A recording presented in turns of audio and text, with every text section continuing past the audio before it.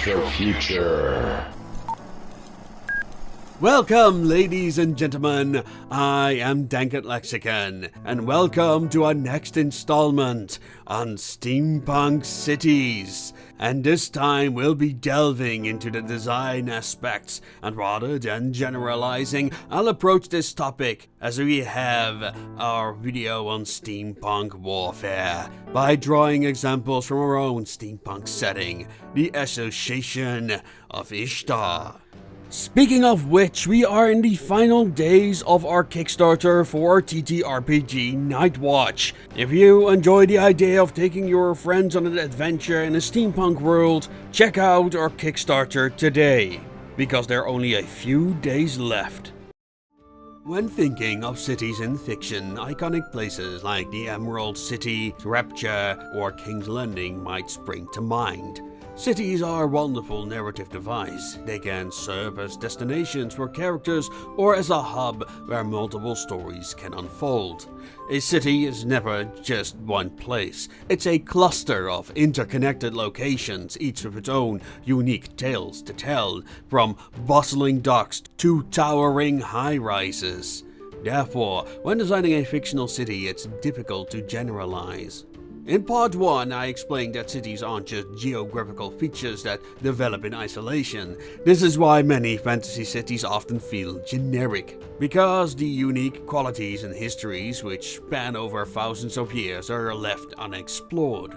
Most fictional cities rely on a central theme or hook. For steampunk cities, we must distinguish between steampunk, a subgenre of science fiction, and its fantasy counterpart, gaslamp fantasy. By the way, Gaslamp Fantasy has its own dedicated video on this channel. Gaslamp Fantasy cities often draw on classic fantasy tropes, incorporating elements like Tudor-style architecture alongside pipes, boilers, and steam-powered machinery. Of course, there is no shortage of intricate clockwork devices. In high magic settings, or where species like dwarves and gnomes are involved, are particularly advanced. You might even find electric spires or Tesla-inspired wonders dotting the skyline. Alternate history steampunk, however, draws its inspiration from history and literary tropes, including elements from romantic futurism, the precursor to modern science fiction. This aesthetic forms the basis of today's discussion.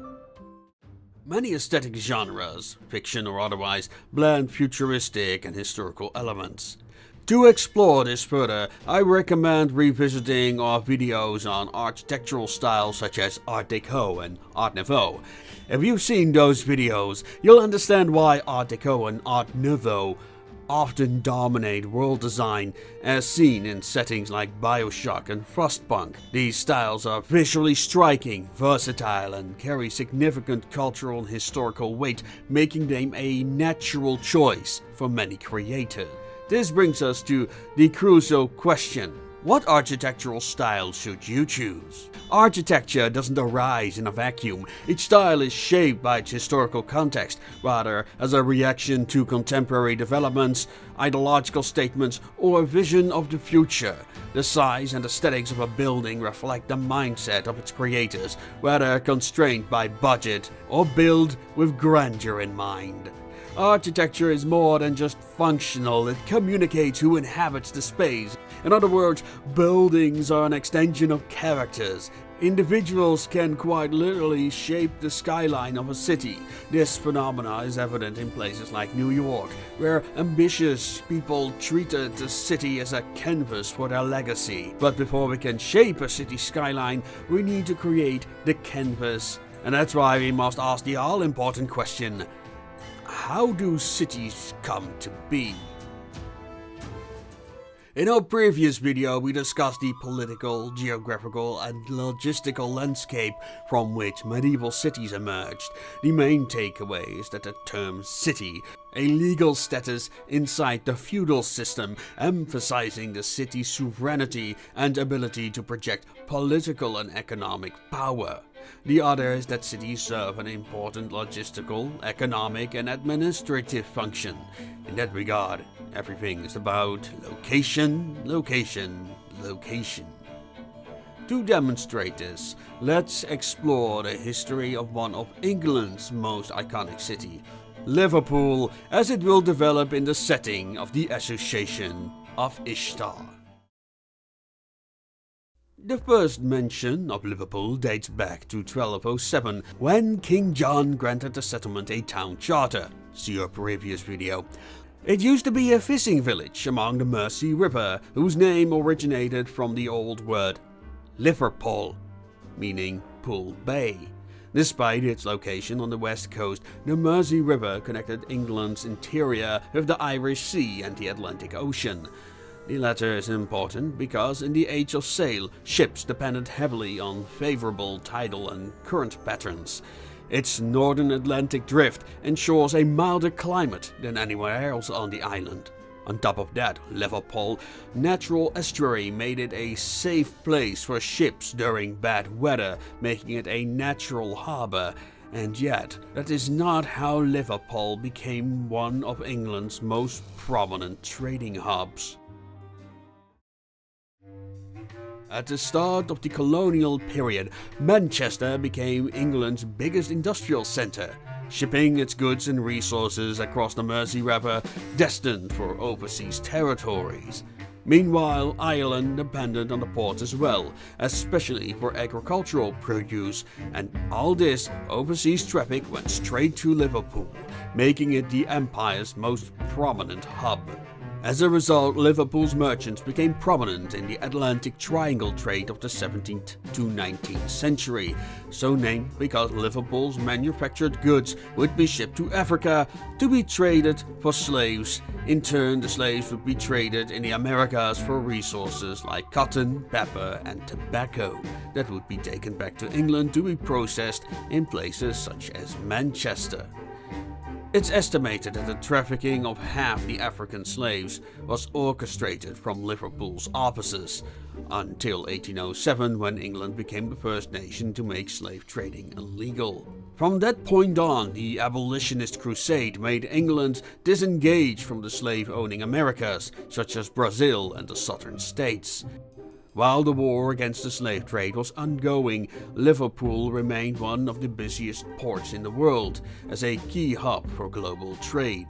It continued to import raw materials like cotton, coal, and grain while exporting manufactured goods. Liverpool adapted to these changes by diversifying its economy, with thriving industries such as shipbuilding, textiles, and machinery. This was further stimulated through immigration. Due to the combination of population growth and development, great care had to be given to its infrastructure. In 1818, the Liverpool Gas Company provided its first power infrastructure. By 1830, England's first railway was established between Liverpool and Manchester, connecting the city to Britain's industrial heartland. Let's pause here for a moment. Before the time of steam, people were dependent on water for transport or a good old-fashioned horsepower. This situation has been the norm since the advent of the wheel. Although there were improvements, armies and traders alike depended on water for movement. The railroads changed all this, being able to transport great amounts of resources and people far away from the rivers into the hinterland. Because trains were far cheaper than the stagecoach, the freedom of movement increased for the rich and poor alike. For Liverpool, however, water-based shipping remained key, and being the maritime gateway to England, the city's population swelled from 77,000 to over 500,000 by 1869. One of the reasons for this massive increase was the infamous potato famine, which forced hundreds and thousands of Irish to relocate, of which 300,000 would settle in Liverpool. One can imagine that with such immigration population, there was a lot of strife. Despite this, most riots and major protests correlated with the overall mood in the country rather than the situation in the city itself. Like the Liverpool riots of 1839 that were part of a broader wave of social and political unrest, but that is all beyond the scope of today's video. Amidst the political and demographic turmoil, Liverpool got hit by 3 cholera epidemics. This instigated the Sanctuary Act of 1846 that would make Liverpool the first British city to overhaul its antiquated sewage system under the supervision of James Newland. And that brings us on how to design our Liverpool in this world of secretive organizations and alien influence.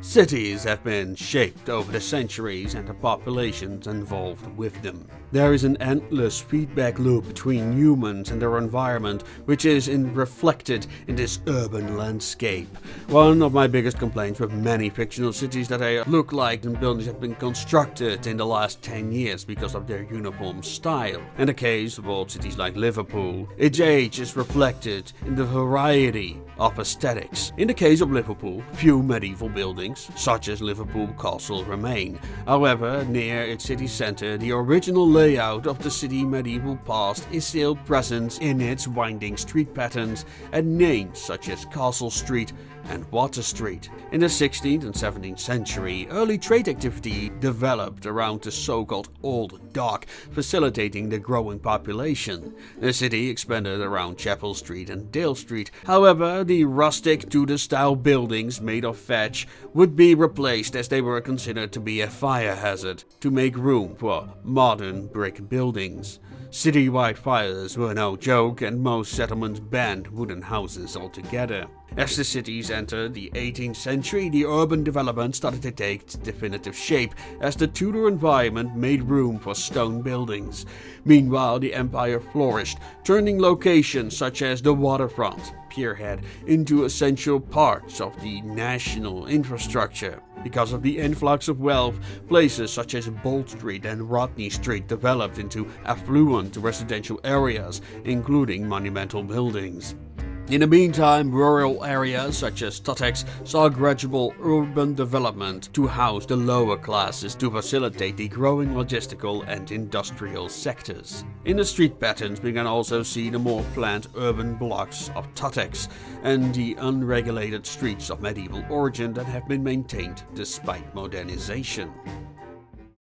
And then we enter the industrial age of the mid-19th century.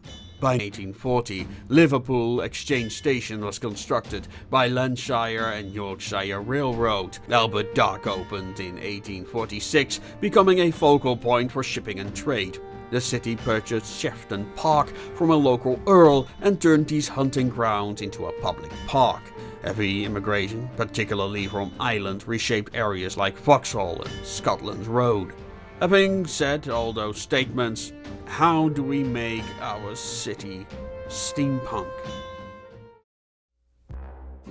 For that, we need to go into the nitty-gritty of our world's concepts. As we already mentioned, the gateways to the other worlds and how these advanced technologies work. For those just joining us, in the Association of Ishtar, anomalies called rifts are opening up all over the globe. These portals to other worlds cause an influx of many technological innovations, but also alien threats. And what will be important for our Liverpool, these also will be a massive inspiration to the many esoteric societies popping up around this era. For those who want to know more or experience what it would be like to live in this type of world, check out our role-playing system Night Watch, which is currently live on Kickstarter. But the Kickstarter lasts just a couple more days, so make your pledge today. Link in the description. Now on with the presentation.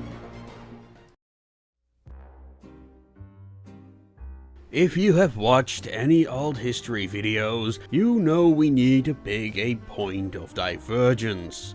On a global scale, the appearance of Elysium in 1792 would be the most obvious. However, this object does not affect the events on a street level. It's the technological innovations caused by the rifts that increase the development of the city. This accelerated the technological development by about 40 years. Ergo, by 1870, the city is on par with the 1920s. It's important for a world-building sense, but rather underwhelming to any readers. To capture the audience attention, we need to turn some things up to 11. But before we do that, what are some of Liverpool's main themes? That would be international trade, industry, and mass immigration. This is a solid foundation, but what we want is two things: a story hook, and a visual eye-catcher that gives us that cyberpunk in the past feel. Here comes the global setting into play. Jupiter Power Unlimited is an American power company. Yes, they are Native American. Long story. What is important is they are aggressively expanding their network of wireless energy towers, and what better place to do so than Liverpool? But where will it be located, and can we make it fit the city's history? We can! Remember the purchase of Shafton Park? Yes, instead of building parks as the city council had promised, they are instead leasing it to GPU to construct their wireless energy tower. As you can imagine, this caused a lot of controversy, and as we stick to 1870 for now, this is where the situation stands. The tower is being constructed while people argue over its existence. Averaging 600 feet in height and 390 feet in diameter, this structure would outshine one of Liverpool's most prestigious landmarks, the Liver Building. In 1860, the Royal Liver Building, located at the waterfront, was commissioned by the majestic Liver Assurance Group, a marvel of engineering. Not just in its size, withstanding 100 meters tall, it also used the latest construction material, such as reinforced concrete. The clocks are among the largest in the UK, with faces greater than those of the Big Ben in London to allow sailors on the Mersey River to tell the time from afar. Atop the clock towers are 18-foot tall birds called Bella and Bertie, facing different directions, the female towards the city to protect its people, and the male towards the sea to watch over the sailors to whom Liverpool owes its wealth. It is said that would these birds take off, the city would befall great disasters. Beneath all that technology and symbolism lurks a dark secret. We gave a brief synopsis of this world's biggest advantage and dilemma: the rifts. In a previous lecture we discussed another steampunk city, the French penal colony of Guyane, in which we describe how the colony's ships smuggled reverse-engineered technology to Europe. And yes, after the 1850s, the colonials became less particular about their clients. Using submarines, the French continued exporting their tech to other parts of the world. It may come to no surprise that the Liver Building was, in part, constructed to facilitate the shadowy trade in reverse-engineered technology, also known as weird tech. Although the trade in weird tech is officially illegal by the Treaty of The Hague, the regulatory authority of rift-related activity can only do so much. Regulation, rather than prosecution, has become the name of the game to ensure technology is used for the greater good than for monetary gain without thinking about the consequences. To facilitate these trades and secure the merchandise, the Liver Building was constructed to include vaults and secured archives for storing patents, blueprints, and other information regarding anomalous activity and weird tech. Semi-legal procurers of outlandish technology, are known as reliquarians, are frequenting this building. Unsurprisingly, the biggest players in the weird tech trade gather in these many offices to discuss trade and the future, as the balance of power is a fickle thing, easily turned on its head. And not everyone is happy with this state of affairs. First, there are the Luddites and the weirdophobes who despise any progress connected to the rifts.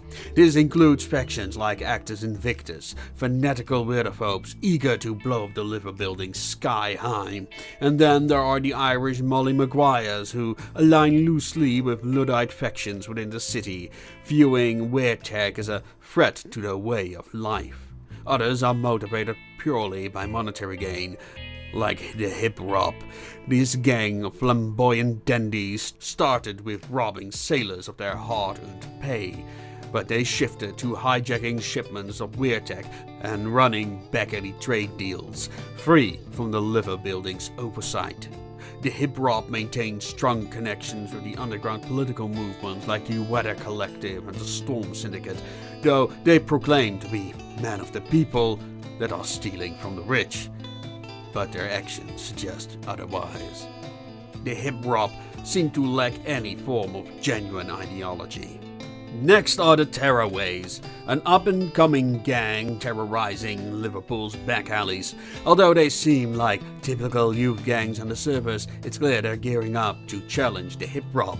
But do they have a plan, or is it youthful hubris? Time will tell. Then there are those outraged by injustice, violence, and skepticism of the world's so-called shepherd. Their concerns are not unfounded.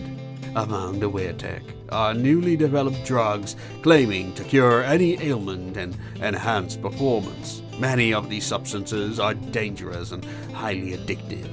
Both the hip-hop and the Terrorways have no qualms about selling these drugs to youth or to organizations like the Weather Collective, always seeking side gigs to fund their movement. In response to this new scourge, vigilantes like the Lockwood Gang have risen to hunt down illicit drug traders and reliquarians. These vigilantes often assist the titular Association of Ishtar in tracking down cultists and traffickers. A dangerous affair, with high risks and fewer rewards. And with that, we're going to conclude our video on Steampunk Liverpool. We discussed its origins, its development, its future, and the people who live there. If you want more, don't worry, we are already working on a new video on a pre-planned city. So stay tuned, be sure to be subscribed and press that bell button. And with that, we're going to go to a few words of our creator. Hello everyone, this is Bonsard with her natural voice. Sorry for the video drought. I've been working very hard on the Kickstarter for Nightwatch, which is now in its final few days.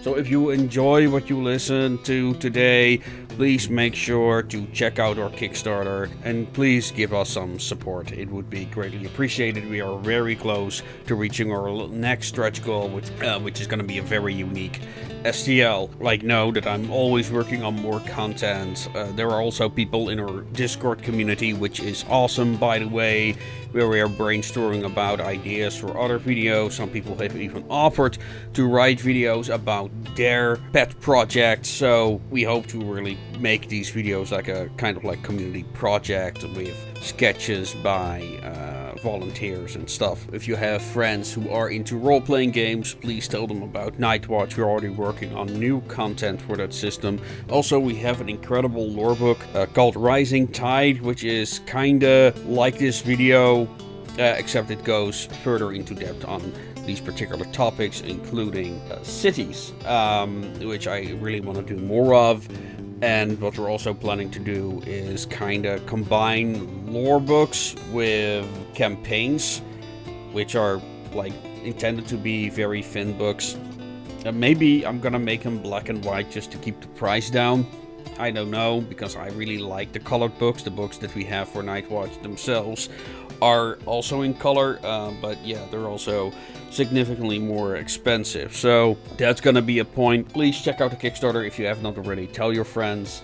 And if you want to support it, you still have a couple of more days. Get a chance to get those awesome stretch goals, which are also digital. And with that, folks, I'm just gonna bid you adieu.